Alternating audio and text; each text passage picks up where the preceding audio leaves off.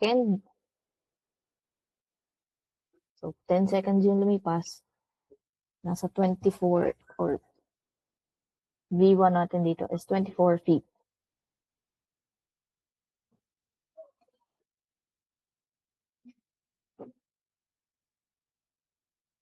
And then, after, on the 12th second, meaning 12 or 2 seconds, meron tayong 18 feet per second.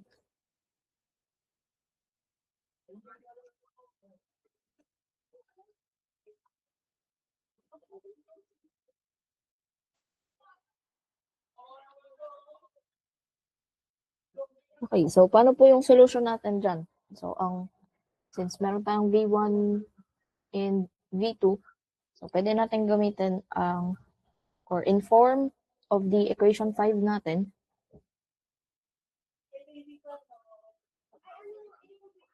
So, gawin lang natin siyang algebra. So, meron tayong 24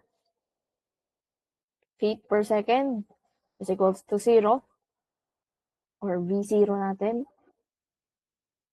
plus acceleration, or since acceleration yung hahanap, so plus acceleration times 10 seconds for the first part ng segment natin. And then, on the second part, meron tayong 18 feet per second is equals to V0 or initial velocity plus acceleration times 2 seconds natin.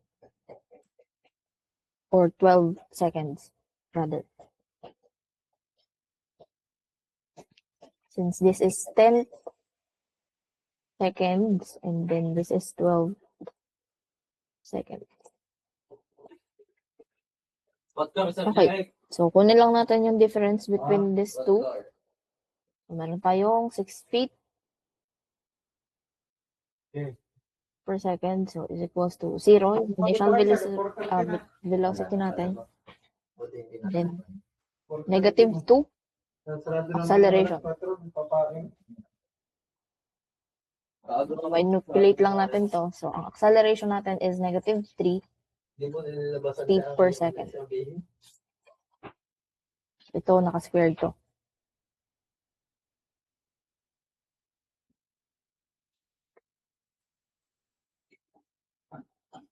Okay, so now, ano ang initial velocity natin? So, kung gagamitin natin ang for this segment, okay, so 0 to 10 second natin. So, gagamitin pa din natin sa equation 5.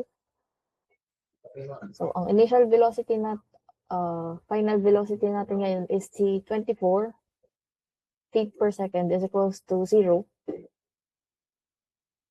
plus acceleration natin na negative 3.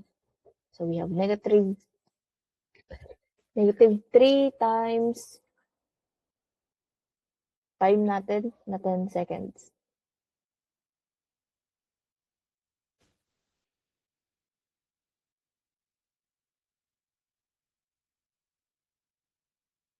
Okay.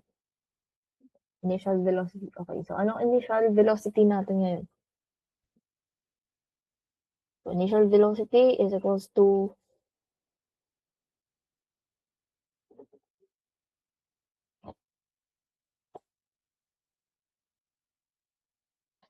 okay, so ilipat lang natin. So, 3, yung 30 dun sa kabila, and then magiging addition. So, we have 54 feet per second. Okay, so, nagets po ba?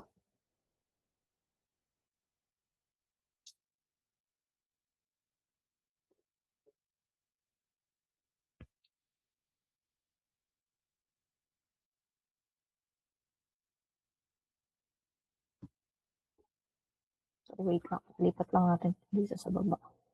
4 per second is equals to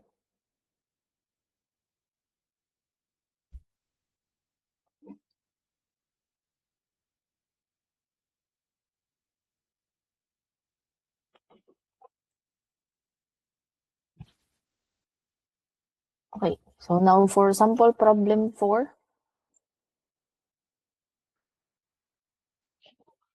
So So, yung position daw ng particle natin moves along the x-axis as defined by this one.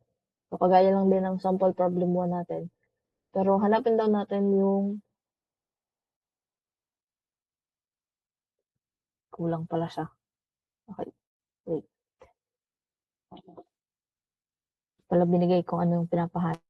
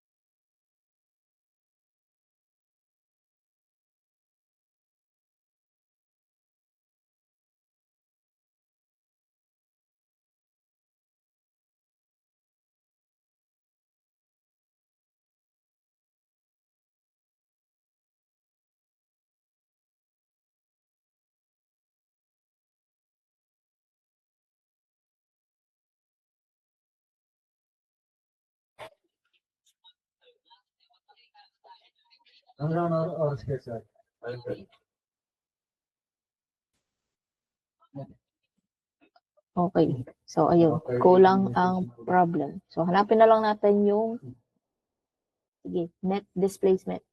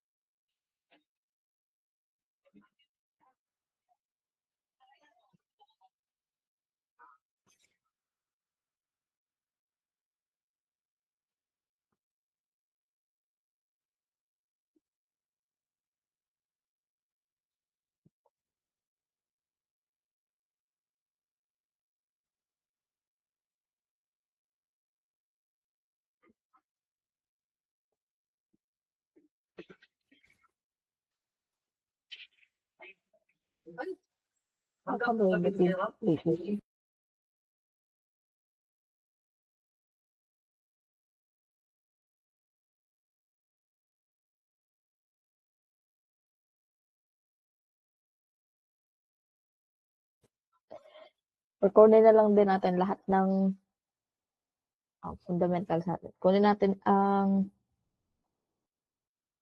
magbigay nga kayo ng velocity, certain velocity. Any number.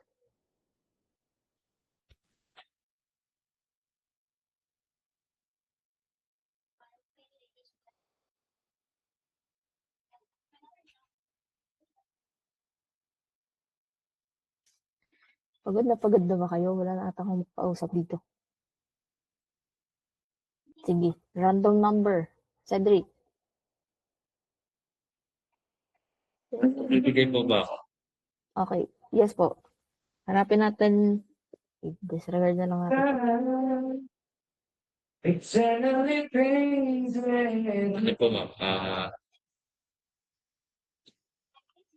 Isip ko random number. Random Isip ko number. random number. 99. 99. Ano po ma'am? Sige. 99 po. So, 99 meter per second. Sige, hanapin natin yung time na required for the particle to reach the velocity na 99 meter per second. Okay, so since given ang position function natin, so sabi nga natin, position function, take the first derivative, makukuha natin ang velocity function.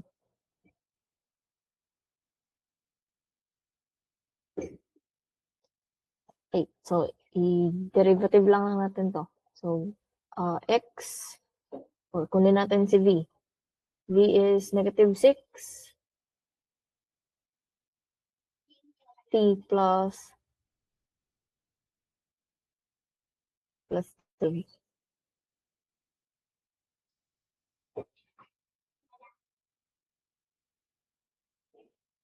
Parang may mali. Or gawin natin tong cube para kukunin din natin yung acceleration. Okay. So, velocity is negative 60 squared plus 12.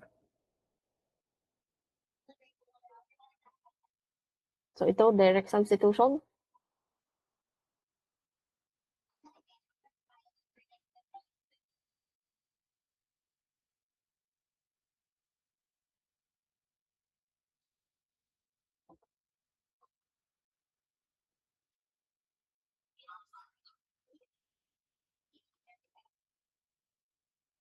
Okay. So, at V is equals to 99 meters, find the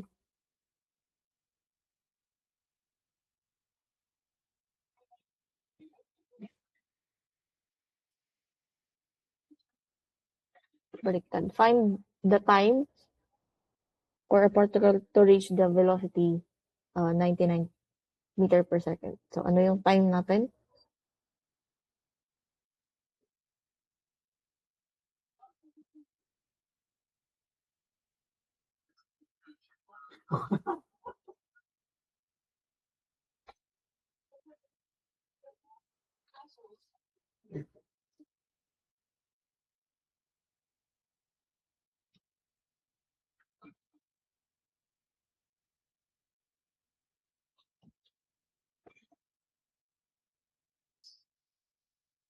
Gagawin na 99 is equals to 60, negative 60 squared plus 12.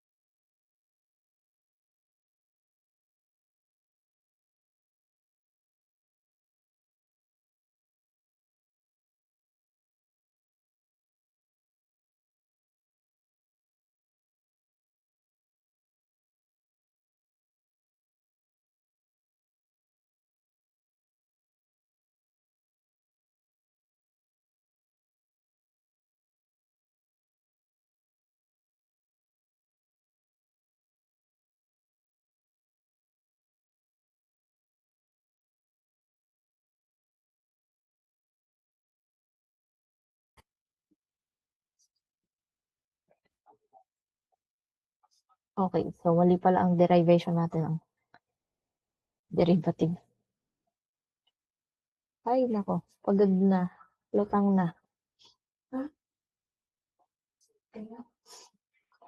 Okay, so pinalitan nga pala natin ang kulit. Pinalitan nga pala natin to. Okay, so for this one, bakit kasi negative 6? Bakit ito negative? Tanggalin natin yung negative sign dito. Disregard natin yan. So, gawin natin 3t cube. So, ngayon, yung function natin is, or velocity function is 9t squared plus 12.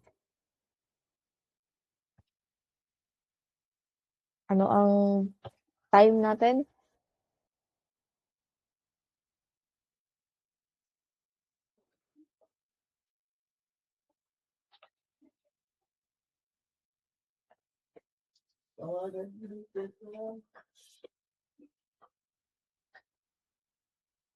Ayan, may nasama sa ano ng pagtawa. Ano tanong? Yung curve na naman, sabi niya. Paulit-ulit.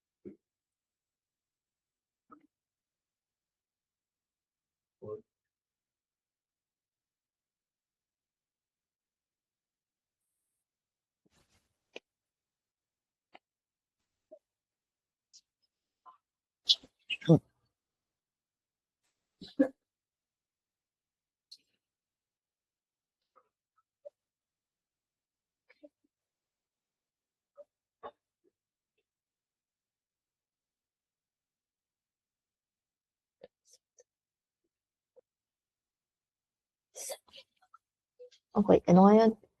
Oops. Wala na. Okay, so time natin is 3.11 seconds.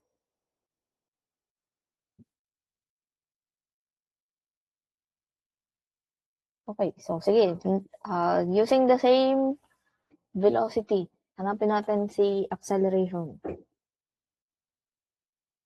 What is the acceleration kapag ang velocity natin is 99 meter per second?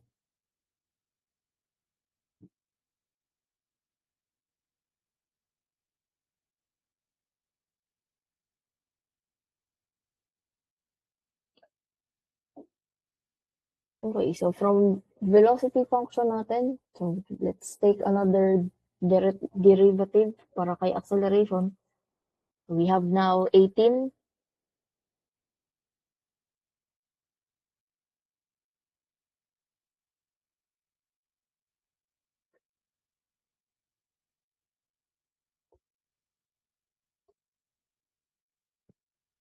Okay, 18t. And then,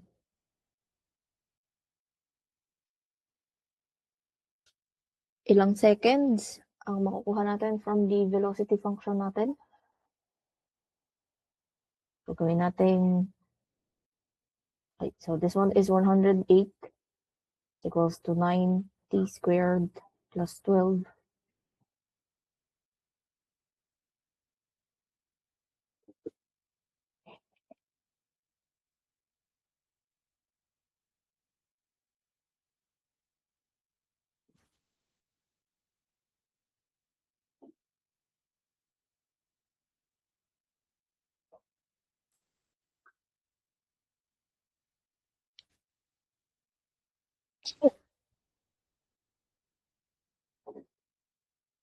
Okay, so we have 3.27 seconds. Now, i-plug in natin yung time na nakuha kay acceleration. So, we have acceleration is equals to 18 times 3.27.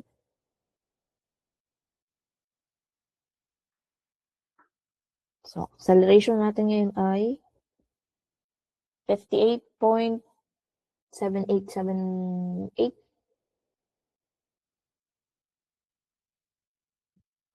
pag stored value or 8.27. So 58.86.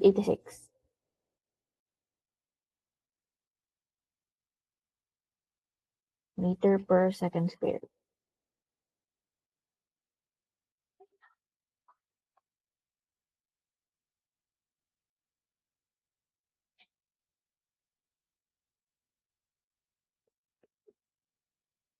Okay, so for the last, so hanapin natin yung net displacement from time 0 to time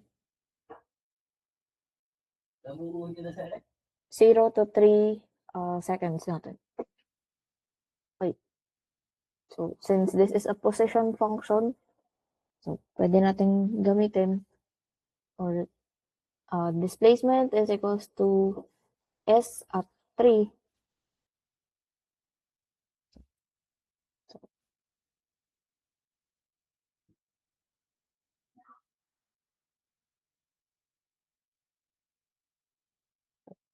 S at 0 minus S at 2.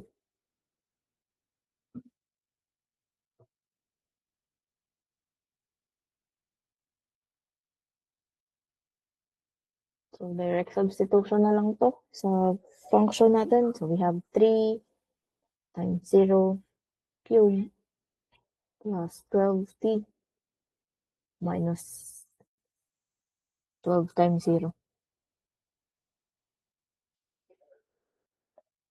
Diretso na to. 6 feet minus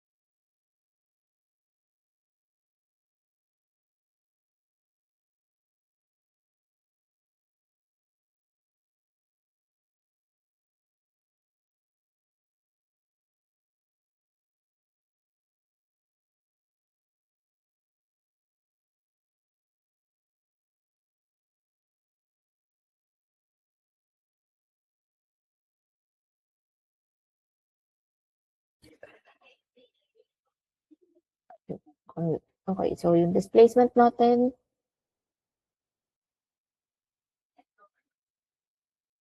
okay, so displacement is negative 36 feet.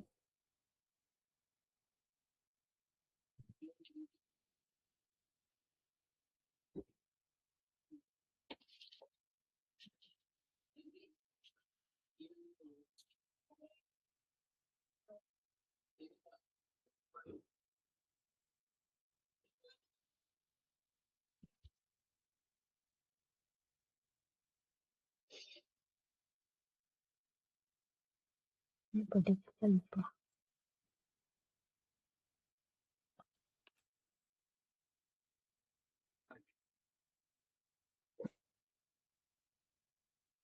Bakit negative 36 lang?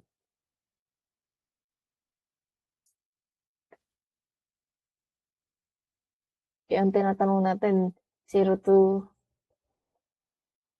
time is equals to 3 seconds. So, dapat ito 3.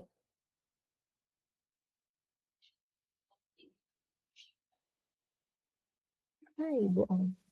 So, ito dapat 3 times 3 cubed 12 minus 36. This is negative 100. Although, okay, so dapat negative or 100.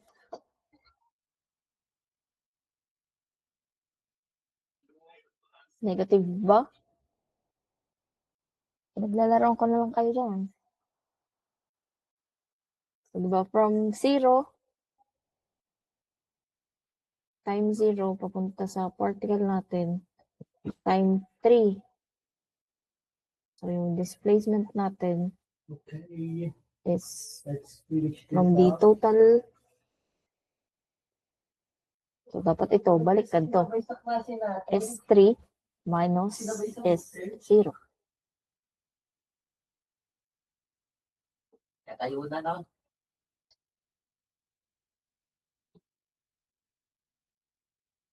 So, this part is actually 11 or 111, and then minus 6. Peak. So, ang actual displacement natin is 105 feet.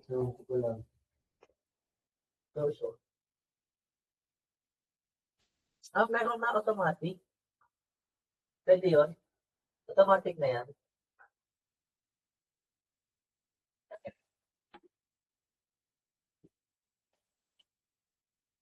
Okay, so clear po ba tayo doon?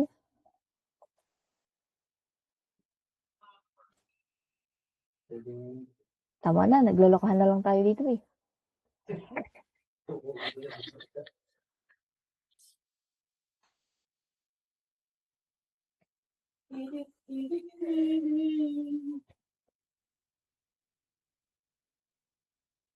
Wait, okay. So, ang midterm, sorry. So, next week, may prelims kayo? CMT. Next week, ang schedule ng prelims.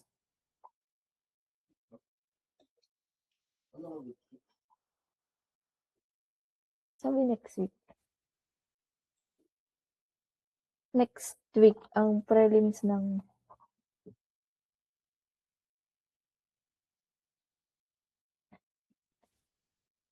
wala. Bibinanggit ba akong prelims? Wala tayong prelims next week. Ang prelims po natin ay sa week 7. Hindi tayo sasabay. Parang namang, kadidiscuss lang natin ang kinematics. Gusto nyo agad may prelims next week? Pwede naman.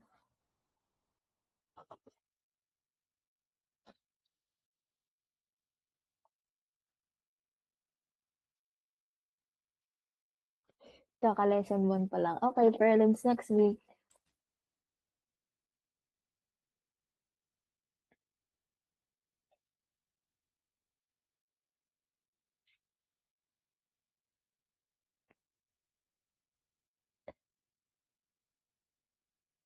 Okay, so that's enough for today. So before tayo mag-dismiss, so please open your cameras for attendance natin.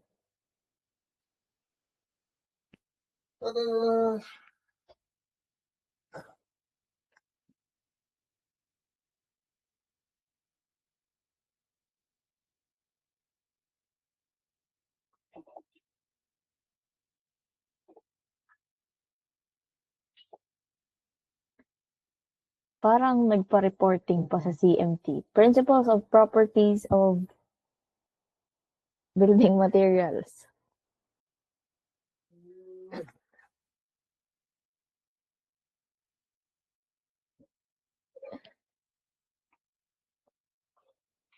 Okay, so smile po in 3, 2, 1.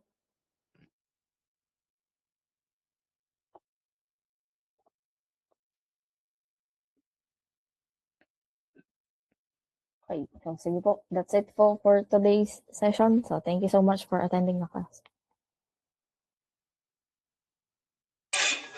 Thank you po. Thank you po, ma'am. Thank Thank you you. po.